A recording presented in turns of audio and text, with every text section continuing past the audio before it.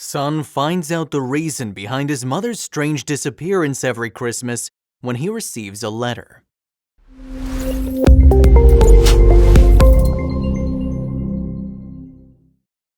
There are so many festivals that are celebrated all around the world, but Christmas is the most popular among them all. A lot of people come down to their hometown to celebrate Christmas with their family, no matter where they live or work. The protagonist of this story too used to wait eagerly for Christmas, but there was something else that used to make him curious about Christmas, and it was his mother's peculiar behavior. His mother used to disappear for 3 hours, and whenever the family members would ask about the same, she never used to explain her absence. Little John was curious to find out the truth about his mother, and years later when the truth unfolded in front of him, he was baffled by the discovery. John Dora loved Christmas like any other kid in his childhood. He used to be amazed by lights and decorations around the town and would often request his dad to take him to the market so that he could see the mesmerizing fairy lights. The lights used to hold him captivated under its spell. John's childhood was spent in Highland, Illinois with his mom, Sue. On Christmas morning, John used to wake up even before his alarm would ring and sneak out of his bed, tiptoeing to the room where his mother used to keep all the gifts. That was the only day his mother didn't have to yell at him to take a bath, because that day he used to take a bath even before his mother would know he was awake. He used to be cheerful and chirpy on that day, but there was something that would often make him curious too. Everything used to happen as usual on every Christmas, but there was one thing that stuck out like a sore thumb. Every Christmas, his mother would go away for some hours, and the family members would have no idea as to where she might have gone. The strange thing had become like a ritual now and was happening since he was a kid. When he was young, he never used to take her absence so seriously because he used to be engrossed in his world. But when he grew up, he became suspicious about her behavior. When John grew up, he started questioning his mother about her sudden absence. Every time she used to give one or other excuse and he would become quiet. He knew his mother was a God-fearing lady and wouldn't do anything that could hurt her husband or family. After certain years, he stopped asking his mother because he was tired and couldn't bear any more lies. He just wanted to make sure that his mother was safe, but where did she used to go? He used to observe her every Christmas. His mother would often wake up at usual timings and do all her chores until evening. And after that, she used to grab the keys of her car and drive off silently without telling anyone where she was heading. Every year she used to do the same and would often think of confronting her and asking her about the truth. Would he ever be able to find out the truth? Years passed by and he became a writer and a teacher. Sue was always proud of her son and encouraged him to find his calling. He excelled in his career and often traveled around the whole world to promote his books. No matter where he used to be in the whole world, he would always come home for Christmas though. After a few years, he settled in Mississippi and taught in a school for 30 years before moving to Georgia and England.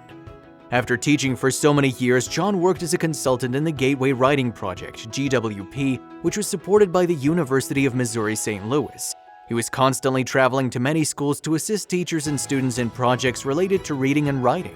John was not only following his passion, but earning quite well too. The Gateway Writing Project is a St. Louis branch of the National Writing Project. It works for the betterment of students and helps students in every way to read and write so that they have a bright future. This educational body also has consultants like John who help in uplifting the students coming from all backgrounds to achieve their goals.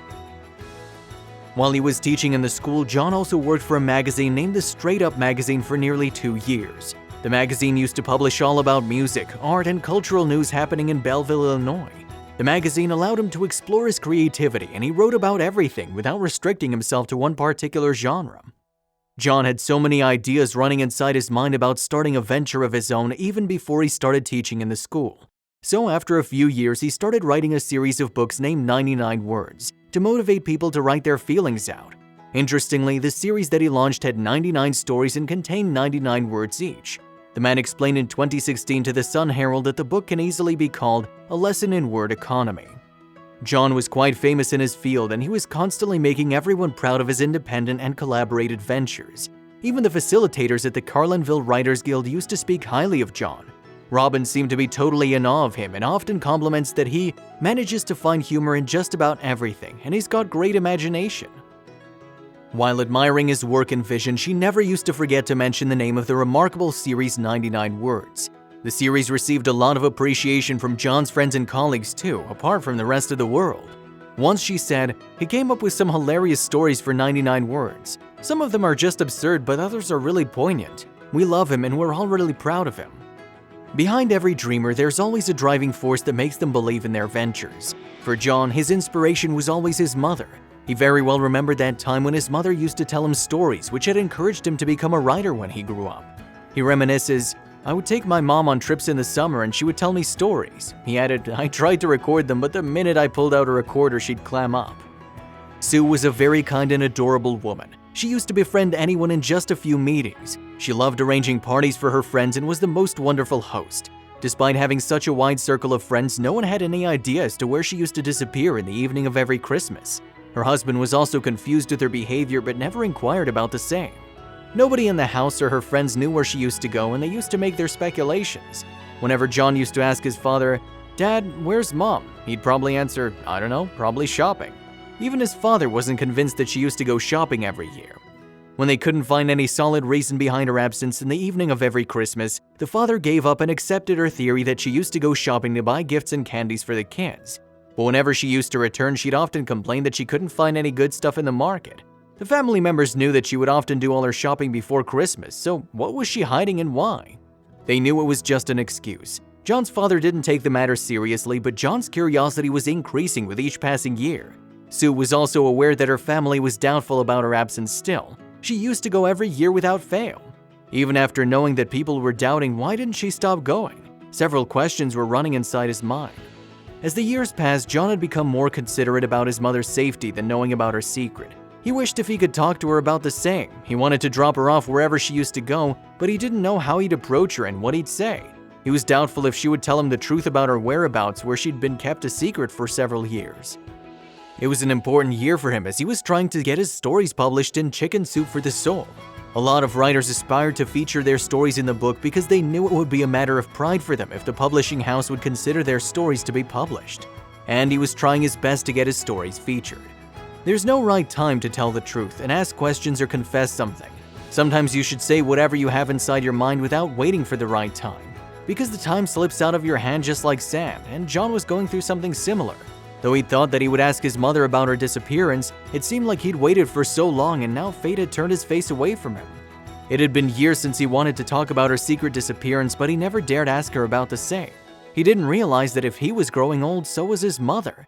And before he could confront her about her weird behavior, the old lady had said goodbye to the world when she was in her early 70s. The secret that she'd shielded for several years had gone with her to the grave. When he went to her grave to pay homage to his mother, he was completely shattered. There were so many things he wanted to tell his mother, but he was just waiting for the right time. He wanted to tell her that he believed in her and wanted to take care of her. He wanted to ensure her safety, but now it was way too late. She was gone. He sat there for the whole night crying his eyes out. John had now left all the hopes of finding out the secret because every time he used to think about the same, he would often find himself crying because it would make him miss his mother. She was the one who believed in him and his ventures and encouraged him to follow his dreams. He wanted to be famous, and now when he was famous, his favorite admirer was gone. He had everything at his disposal, but no one to share the luxury with. He could eat whatever he wanted or visit different places, but after his mother's death, his days had become bleak and hopeless. He confined himself in his house and would rarely go out. He had stopped picking up calls and hardly replied to any emails until he received a letter that changed his life forever. A few days after Sue's death, when John came back home one evening, he found a letter in his letterbox. He picked it up and threw it on his desk without even looking at the sender's address. He just wanted to be with his father because it was his presence that could soothe his unrest soul. Who might have sent the letter and what was written in it? The letter was still on his desk and the man thought it might be some collaboration request, so he didn't open it. The next morning when he came near his desk, he remembered the unopened letter. He picked it up with no interest, but something inside his heart prompted him to open the letter. What was written inside? John tore open the envelope and took the letter out of it. He first looked for the sender's name. It was written by a man named Robert. This name was unknown to John and he'd never partnered with a man named Robert. This aroused his curiosity to read the letter further. Who was Robert and why did he send the letter to John? It seemed like the man knew his mother. They both were colleagues when she used to work at the toilet seat factory. John speculated as to why Robert would have sent him his letter. He thought that the person might have wanted to come to pay homage to his deceased mother, but somehow wasn't able to come. So he might have written a condolence letter to him. So was his speculation true? He didn't want to read the letter because the past few days had been so difficult for him and now he wasn't in a situation to bear more pain. He kept the letter aside, but he wasn't able to concentrate on anything after that, so he went back to his study table and picked up the letter in his hands once again and started to read. He didn't have any courage to read what was written inside, but somehow made up his mind to just read it. Robert's letter started with the following words, I just wanted you to know how much my family and I appreciate what your mother has done for us all these years." John wasn't able to make out anything of this, so clear his doubts, he continued to read further. The letter read, "Every year on Christmas Eve day, your mom comes to my house dressed like Mrs. Claus and gives a Christmas we can't afford to give them." The secret that she'd guarded for most of her life was now clear as crystal. He couldn't control himself and tears started to roll down his cheeks. But there was more to this revelation. Robert's letter further stated, "She has given them shoes, shirts, jeans, toys, and candy. I know your heart is heavy and that you're missing Miss Sue. We do too," he continued. "We loved her and just wanted you to know what she's done for us." And now the whole truth lay bare in front of his eyes, and he was so overwhelmed that no words came out of his mouth. From the letter, he came to know that every Christmas his mother would disguise herself as Mrs. Claus and used to bring a smile on the kids' faces. Now the pieces of the puzzle seemed to fit correctly. When he read the letter, it seemed like his lips were sewn shut for a minute and he wasn't able to utter a word. She'd always been his inspiration, but now he respected her even more than before. He knew his mother was the kindest woman anybody could ever meet, but what she did for her coworkers' kids was far more than kindness. There might be some people who would show kindness to the needy ones, but he couldn't think of anyone who would go this far as to bring a smile on kids' faces and restore their faith in better days. She used to save her pocket money to buy gifts for his children. John was now proud of his mother. After reading the letter, he went to his dad to tell him the truth that was buried for so long. Even his father was spellbound by his wife's act, and he's cried his eyes out on hearing the same. At this moment, he just wanted to hug his wife and tell her that he was the luckiest man on earth. He always used to adore her, but that day he was proud of her, just like his son. After the surprising revelation, the old man asked John to write a letter as a reply and thank him for letting them know about the woman's good deeds. John too was thinking about the same, so he didn't waste any more minutes and sat to write a letter to the man. Though he was a writer, he wasn't able to write a word in the note at the time. He was sobbing while remembering his mother. He somehow managed to write a reply and wrote, "That short note was the best gift that I have ever received from anyone," and sent the letter to Robert at the given address. Was that the end? If you're thinking that way, then just watch further to know what John did afterwards. Writers often take inspiration from their own experiences, and this experience was nothing less than a roller coaster ride for him. That night, he didn't sleep at all. His mind was full of thoughts that he wanted to pen down on a paper. A lot of inspirational stories come out every day, but for John, it wasn't just a story. It was an emotion that he wanted to share with the world. He wanted to immortalize Sue's action into a story that everyone could read. Finally, in the year 2016, John was invited to send a story for the Christmas edition, The Joy of Christmas by Chicken Soup for the Soul. He jumped with joy that finally his hard work paid off. He considered the invite as the gift that God had given him on Christmas, and he thought that it was just his mother's good deeds that his fate smiled on him again, and he got an invite to submit his story. Amy Newmark, who was the publisher and editor-in-chief, was smitten with the story when she read it for the first time.